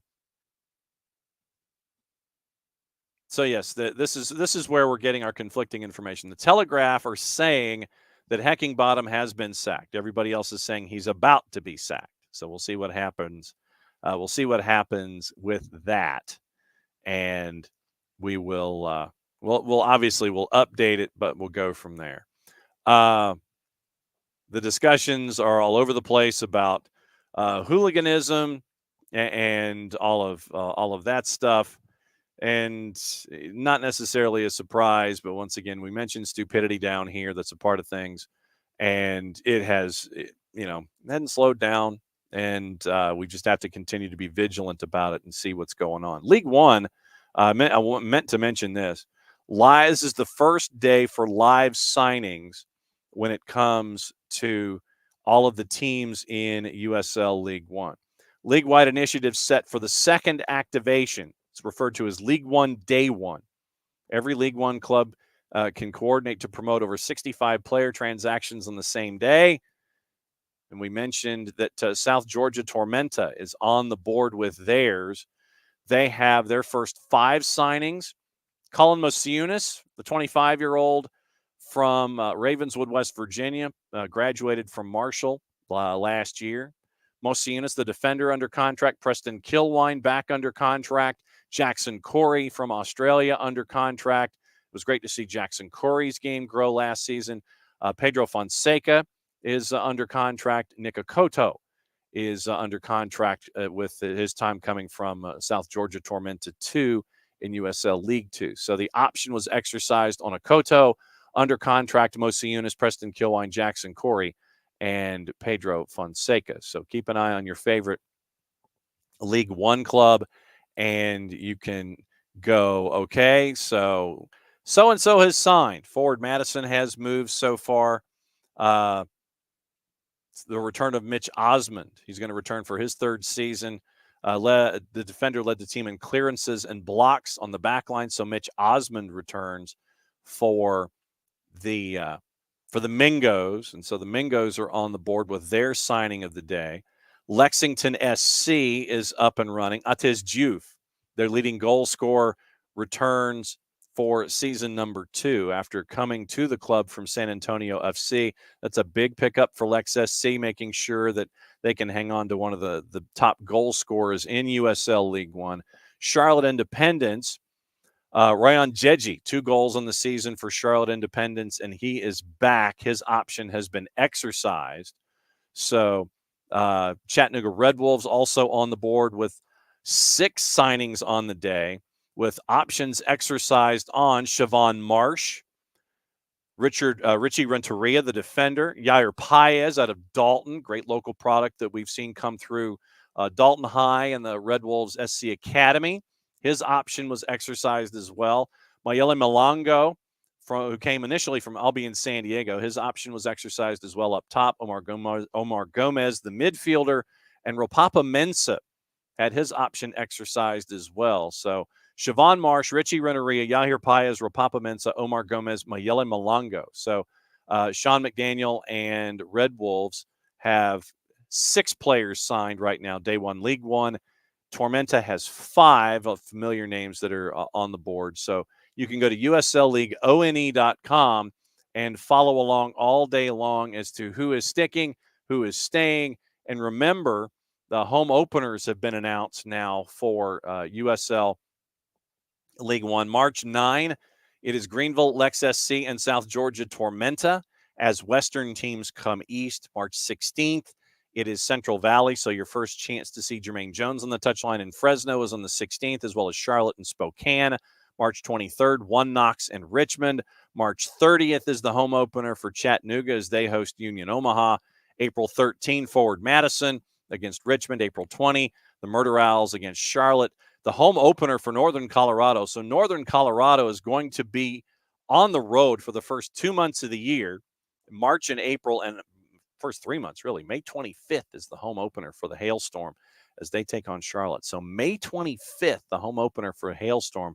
Once again, it's going to be an interesting uphill climb for them, having played their first 10 matches or so at home on the road before they get at home. But they get to stack the deck and have all of their games at home during the home stretch. Eamon Zayed and his crew in season number 2 dealing with stuff there as well. Checking Major League Soccer to see if there are any other notes before we go. But once again, thanks for hanging out with us here today. And Tomorrow, once again, Kevin Egan at 9:30 and Glenn Davis at 10. So we'll have those two breaking everything down. And I think I may end up asking Kevin Patrick a question, obviously, before he goes. And we'll see what happens with that. But now, Kevin Egan, Glenn Davis tomorrow, 9:30 and 10. And we will continue to rock and roll with everything going on here in the world of soccer because Sean De Silva signs today. 3 goals, 4 assists in so 7 goal actions in 13 games for Atlanta United in his brief stay after the transfer window. So Sean De Silva signed to a 2-year deal, option for a third to continue on the left-hand side for Atlanta United. So once again, tomorrow it is Kevin Egan, Glenn Davis. Later today on the network, you'll hear from our friends at Hunt City. We get to talk about the Blast-Off, the 4-team mini tournament in the preseason that's going to happen in a little over 2 months' time. And so that'll be fun to talk about and get the lay of the land after season 1 up there in Hunt City. So that'll be up later today as well. A little after dinner time is when it will be up on the network. So once again, thanks for hanging out with us on a Monday. And we'll be back at it again tomorrow because SDH is on a Tuesday then. Because if they were on SDH was on a Monday tomorrow, then that'd be a bit of a problem. But since it is the end of the show, once again, thanks for hanging out with us. And we do this because it's the end of the show. Mucho Platiel, play it safe. Back at it again, 9:05 tomorrow morning. Be good.